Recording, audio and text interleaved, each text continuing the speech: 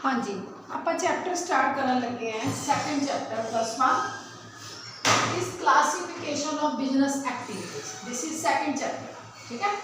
Classification of business activities पिछले chapter च आप कर चुके हैं कि इकनॉमिक नॉन इकनॉमिक एक्टिविटीज़ की होंदियां हैगियां, बिजनेस की है, बिजनेस के ऑब्जेक्टिव्स की हैगे हैं और प्रॉफिट कमाना बिजनेस क्यों जरूरी है। हम आप अगला स्टैप एक ले लेते हैं। बिजनेस एक्टिविटी सानू पता लग गई।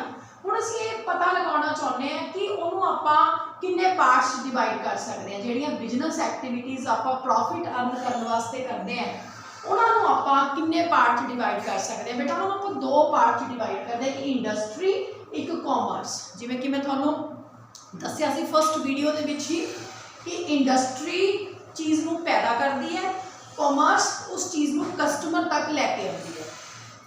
ਤੁਸੀਂ ਦੇਖ ਸਕਦੇ ਹੋ ਕਾਮਰਸ ਨੂੰ ਆਪਾਂ ਅੱਗੇ ਦੋ ਪਾਰਟਸ 'ਚ ਡਿਵਾਈਡ ਕਰਿਆ। ਟ੍ਰੇਡ ਇਹਦੇ ਵਿੱਚ ਰਿਟੇਲਰ ਹੋਲਸੇਲਰ ਇਹ ਕਾਮਰਸ ਦਾ ਪਾਰਟ ਹੈ। ਐਕਸ਼ਨਰੀਜ਼ ਟੂ ਟ੍ਰੇਡ ਇਹਦੇ ਵਿੱਚ ਇੰਸ਼ੋਰੈਂਸ ਪਾਲਿਸੀਜ਼ ਆ ਜਾਂਦੀ ਹੈ, ਵੇਅਰ ਹਾਊਸ ਗੋਦਾਮ ਸਟੋਰ ਆ ਜਾਂਦੇ ਹੈ, ट्रांसपोर्ट आ जाता है, कम्यूनीकेशन। एक्शनरीज टू ट्रेड मतलब जो ट्रेड को हैल्प करते हैं वो भी कॉमर्स का पार्ट है। तो कॉमर्स के दो पार्ट आ जाते हैं, एक आता है ट्रेड, दूसरा आ जाता है एक्शनरी टू ट्रेड। तो कुल मिला के जो ये बेसिक टॉपिक है क्लासिफिकेशन ऑफ बिजनेस एक्टिविटीज़, ये दो तरह क्लासीफाई इसमें आप कर सकते हैं। पहला है इंडस्ट्री तो दूसरा है commerce. Commerce have two parts, trade and auxiliaries to trade. But first of all we should discuss about the industry. Industry की है अगर सिंपल शब्दों से डिफाइन करने मैं कहा तो इंडस्ट्री तुसी कहोगे भी industry is a place where goods are manufactured. यही तुसी डिफाइन करोगे तो चीज़ां बनती हैं। जो इंडस्ट्री तो प्रोडक्शन शुरू होंदी है वो कॉमर्स के प्रोसैस च आके अखीर च कस्टमर तक चले जाती है। ये पूरा एक बिजनेस है जिहदे थ्रू जिहड़ा है पूरी मार्केट चलती है। इंडस्ट्री को किवें डिफाइन करदी है तुहाडी book? Industry is a place through raw material is converted into finished product, ठीक है। इंडस्ट्री एक ऐसी जगह बच्चे जिथे रॉ मटेरियल की एग्जांपल मैं तुहानू दवां तां जिवें थ्रेड एक रॉ मटेरियल है, थ्रेड धागा एक रॉ मटेरियल है, इस कन्वर्टेड इनटू फिनिश्ड प्रोडक्ट को आप कपड़े कन्वर्ट कर लेते हैं। इंडस्ट्री एक ऐसी जगह है जिथे रॉ मटीरियल को finished product they which convert करया जाता है, ठीक है बेटा। हुण थोड़ी बुक वाला की कह रहा, थोड़ी बुक दे विच कह रहा है industry include all those activities through which the raw material is converted into finished product, ठीक है। To industry the things bestowed by nature or made capable of being used by creating form utility। ਇਹਦੇ ਵਿੱਚ industry ਦੇ ਵਿੱਚ ਕੀ ਕਰਿਆ ਜਾਂਦਾ बेटा? चीज़ों के विच फॉर्म यूटिलिटी पैदा करी जाती है। फॉर्म यूटिलिटी की होंगी है? चीज़ की फॉर्म को चेंज करता। जिवें धागा आप कला धागा जिहड़ा है उन्होंने यूज़ नहीं कर सकते, आप कपड़ा जिहड़ा है वो बना के यूज़ करते, लक्कड़ का एक पूल पिया वो आप यूज़ नहीं कर सकते, आप उन्होंने फर्नीचर च कन्वर्ट करके यूज़ करते हैं। कला कच्चा आटा है उन्होंने आप यूज़ नहीं कर सकते, ब्रैड आप खा लें, ठीक है। तो इंडस्ट्री एक ऐसी जगह है बच्चे जिथे चीज़ों फॉर्म यूटिलिटीज कन्वर्ट कराया जाता है। चीज़ों के विच की पैदा करी जाती है, ध्यान रखना मैं तो स्पैसीफिकली लिख दिनी है फॉर्म यूटिलिटी। चीज़ों के विच फॉर्म यूटिलिटी पैदा करी जाती है, मतलब चीज़ की फॉर्म को चेंज कर दिया जाता है, चीज़ को रॉ मटीरियल तो फिनिश प्रोडक्ट के विच कन्वर्ट किया जाता है। हुण कितनी तरह दी चीज़ां इंडस्ट्री के विच बनदियां बेटा? पहलियां आ गई प्रोड्यूसर्स और कैपिटल गुड्स। इस तो पहला मतलब थोड़ा पता होना चाहिए भी इकोनॉमी कितनी तरह दी चीज़ां होंदियां, उन्होंने गल इत्थे कर रहे हैं। एक होंदियां प्रोड्यूसर और कैपिटल गुड्स। प्रोड्यूसर और कैपिटल गुड्स किहड़ियां होंदियां? जिहड़ियां अगे फर्दर प्रोडक्शन दे विच सानू हैल्प करदियां, जिवें मशीनां हो गई, प्लांट हो गए। हुण जिवें कोई मशीन है IT सैक्टर च कोई मशीन लगी हुई है, कित्थे बनी है? इंडस्ट्री च बनी है ना। ये की लिखता है? Those things which are used in production by other industries are called capital goods. जिहड़ियां चीज़ां बाकी चीज़ों को पैदा करने हैल्प कर उन्होंने चीज़ों को कैपिटल गुड्स कहा जाता है, जिवें कि मशीनरी हो गई, प्लांट हो गए, सारे इंप्लीमेंट हो गए। तो पहलियां चीज़ां जिहड़ियां बनदियां इंडस्ट्री दे विच वो हैगियां प्रोड्यूसर्स और कैपिटल गुड्स। दूसरियां आ गई कंज्यूमर गुड्स। तुसीं ब्रैड खाते हैं, बिस्किट खाते हैं, ठीक है, क्लोथ आप लेने हैं, ये सारियां कंज्यूमर गुड्स है। क्योंकि देखो बेटा ब्रैड तो प्योरली कंज्यूमर गुड्स है, cloth semi durable consumer goods है। कपड़ा आप इस्तेमाल करते हैं ਆਪਾਂ ਨੂੰ 1 ਮਹੀਨਾ 2 ਮਹੀਨਾ 3 ਮਹੀਨਾ 5 ਮਹੀਨੇ ਜਿੰਨੇ ਤੱਕ ਚੱਲਦਾ ਆਪਾਂ ਉਸ ਨੂੰ ਯੂਜ਼ ਕਰਦੇ ਹਾਂ, ਉਸ ਤੋਂ ਬਾਅਦ ਥਰੂ ਕਰ ਦਿੰਦੇ ਹਾਂ। ਖਾਣਾ ਖਾਣ ਵਾਲੀ चीज़ आप एकदम खाने वो कंज्यूम हो जाती है। तो क्लोथ भी एक कंज्यूमर गुड्स कही जाती है, पर जी ब्रेड है वो पेरिशेबल है, ठीक है। जो क्लोथ है ये सैमी ड्यूरेबल है, ये ध्यान रखना। तो हम दूसरी चीज़ जी बन रही है वो कंज्यूमर गुड्स है, कहना those things which are directly put to use, जड़ियाँ चीज़ों आप डायरैक्टली यूज कर लेंगे हैं वो किहड़ियां चीज़ां होंदियां बेटा, कंज्यूमर गुड्स होंदियां। जिवें कि इन्हें लिखा है क्लोथ ब्रेड एंड इंडस्ट्री। तो दूसरी तरह की चीज़ जी इंडस्ट्री के विच बनती है बेटा वो हैगी है कंज्यूमर गुड्स। तीसरी आ गई इंटरमीडिएट गुड्स। इंटरमीडिएट गुड्स किहड़ियां होंदियां, ਜਿਹੜੀਆਂ ਚੀਜ਼ਾਂ ਇਹਨੂੰ ਪੰਜਾਬੀ ਚ ਮੱਧਵਰਤੀ ਚੀਜ਼ਾਂ ਕਹਿੰਦੇ ਆ, ਇਹ ਚੀਜ਼ਾਂ ਫਾਈਨਲ ਪ੍ਰੋਡਕਸ਼ਨ ਬਣਾਉਣ 'ਚ ਹੈਲਪ ਕਰਦੀਆਂ। ਜਿਵੇਂ ਜੇ ਆਪਾਂ ਬ੍ਰੈਡ ਦੀ ਗੱਲ ਕਰੀਏ ਤਾਂ ਮੈਦਾ ਇੰਟਰਮੀਡੀਏਟ ਹੋ ਗਿਆ, ਕੱਪੜੇ ਦੀ ਗੱਲ ਕਰੀਏ ਧਾਗਾ ਇੰਟਰਮੀਡੀਏਟ ਹੋ ਗਿਆ, ਹੈ ਨਾ।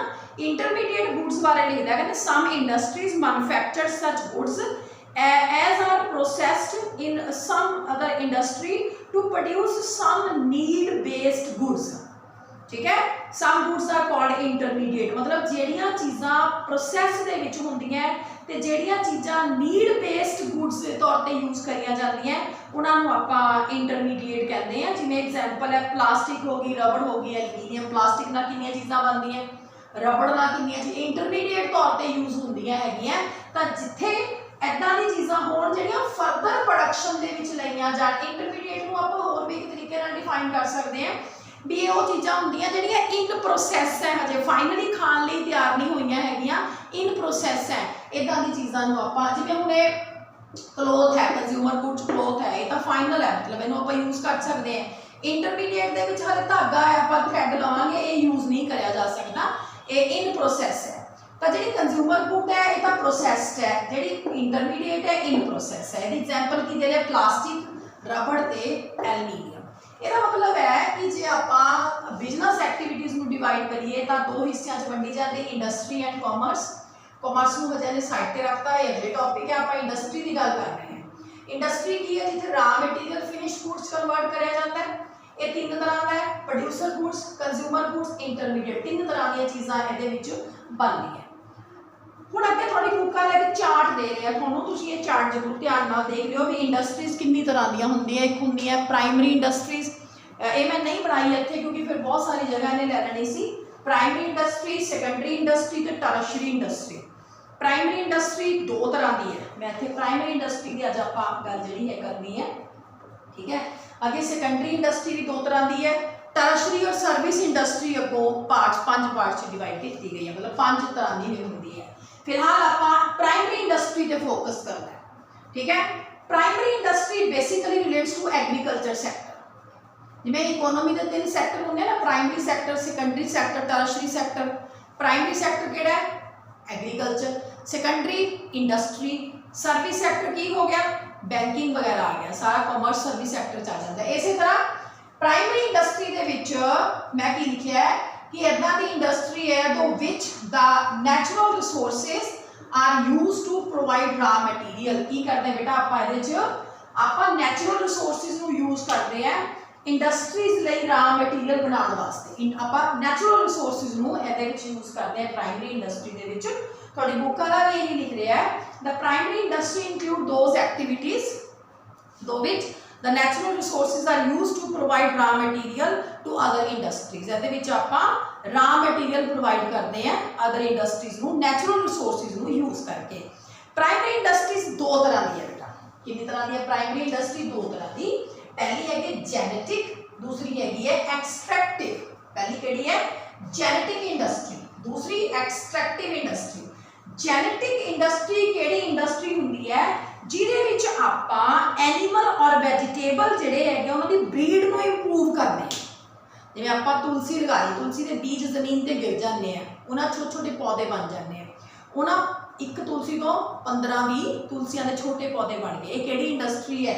ਇਹ ਜੈਨੇਟਿਕ ਇੰਡਸਟਰੀ ਹੈ। ਇਹਦੇ ਵਿੱਚ ਵੈਜੀਟੇਬਲ, ਫਰੂਟਸ ਔਰ ਆਪਣਾ ਕਿ ਪਲਾਂਟਸ ਔਰ ਐਨੀਮਲਸ, ਇਹਨਾਂ ਦੀ ਬਰੀਡ ਜਿਹੜੀ ਹੈਗੀ ਉਹ ਇੰਪਰੂਵ ਕਰੀ ਜਾਂਦੀ ਹੈ, ਅੱਗੇ ਵਧਾਈ ਜਾਂਦੀ ਹੈ।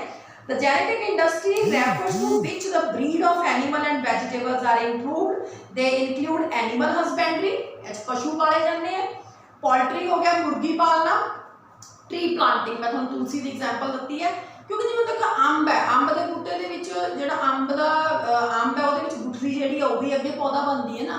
तो इन्हां तो जदों आपां ब्रीड इन्हां दी इंक्रीज करते हैं, ये किहड़ी इंडस्ट्री आ जाती है बेटा, ये आ जाती है जेनेटिक इंडस्ट्री। ठीक है, अगली एक्सट्रैक्टिव, जिवें कि नाम तो ही क्लीयर है, एक्सट्रैक्ट करना, किसी चीज़ को अलग करना, एक्सट्रैक्टिव इंडस्ट्री। ये की है, something is extracted out of the earth air and water. आप कुछ भी अगर हवा चो, पानी चो, जमीन चो कढ़ रहे हैं, अलग कर रहे हैं, तो एक्सट्रैक्टिव इंडस्ट्री होएगा। Extractive industry refers to those industries under which something is extracted out of the earth air and water. आप कुछ चीज़ा जमीन चो कढ़ रहे हैं, कुछ पानी चो कढ़ रहे हैं, मछलियां अलग करना हो गया है ना, तो जमीन चो आप कोला कढ़ रहे हैं, लोहा कढ़ रहे हैं, एग्जाम्पल भी दी हुई है, coal, iron, gas extracted from the earth, stone is taken out of quarries, food grain and other products are obtained from agriculture। तो जो आप किसी चीज़ को अलग करते हैं वो एक्सट्रैक्टिव है, जो किसी चीज़ को बढ़ाते हैं वो जेनेटिक इंडस्ट्री है। दोनों किहदे पार्ट है बेटा, प्राइमरी इंडस्ट्री दे पार्ट है। अगे जो सेकेंडरी इंडस्ट्री, सेकेंडरी इंडस्ट्री वो है जिहदे विच new product are manufactured by using previously produced things. पहला तो बनाईया हुई चीज़ों को लैके जो आप नवे प्रोडक्ट तैयार करते हैं, जिस इंडस्ट्री के विच पहला तो बनाईया हुई चीज़ों को लैके नवे प्रोडक्ट तैयार करे जाते हैं, उस इंडस्ट्री को आप सेकेंडरी इंडस्ट्री का नाम देते हैं। एग्जाम्पल है कॉटन एक प्राइमरी इंडस्ट्री है and manufacturing cloth out of cotton is secondary industry. Cotton primary industry हो गया, तो कॉटन तो कपड़ा बनाना ये सेकेंडरी इंडस्ट्री का पार्ट होएगा। अगर जी सेकेंडरी इंडस्ट्री है वो भी दो तरह की है, मैन्युफैक्चरिंग इंडस्ट्री ते कंस्ट्रक्टिव इंडस्ट्री। प्राइमरी कितनी तरह की सी, दो तरह की, जेनेटिक एंड एक्सट्रैक्टिव। सेकेंडरी भी दो तरह की है, मैन्युफैक्चरिंग एंड कंस्ट्रक्टिव। पर फर्क की है कि प्राइमरी के दोनों की एक डेफिनेशन सी, पर जी सेकेंडरी इंडस्ट्री है ये मैन्युफैक्चरिंग इंडस्ट्री है ये चार हिस्सों च डिवाइड की गई है, एनालिटिकल, प्रोसैसिंग, सिंथैटिक, असैंबलिंग। तो कंस्ट्रक्शन इंडस्ट्री के अगे कोई टाइप नहीं है। सेकेंडरी इंडस्ट्री की है जिहदे आप रॉ मटीरियल तो फाइनल प्रोडक्ट जिहड़ा है मैन्युफैक्चर करते हैं। ये दो तरह की है, manufacturing industry and constructive industry. Manufacturing industry अगों चार तरह की हैगी है, एनालिटिकल, प्रोसैसिंग, सिंथैटिक, असैंबलिंग। कितनी तरह की है, एनालिटिकल, प्रोसैसिंग, सिंथैटिक, असैंबलिंग। ठीक है, तो कंस्ट्रक्टिव इंडस्ट्री हुणे इहदी प्रॉपर मैन्युफैक्चरिंग इंडस्ट्री की है, कितनी तरह की है, कंस्ट्रक्टिव की है, ये आपां नैक्सट लैक्चर दे विच करांगे। Okay, thank you.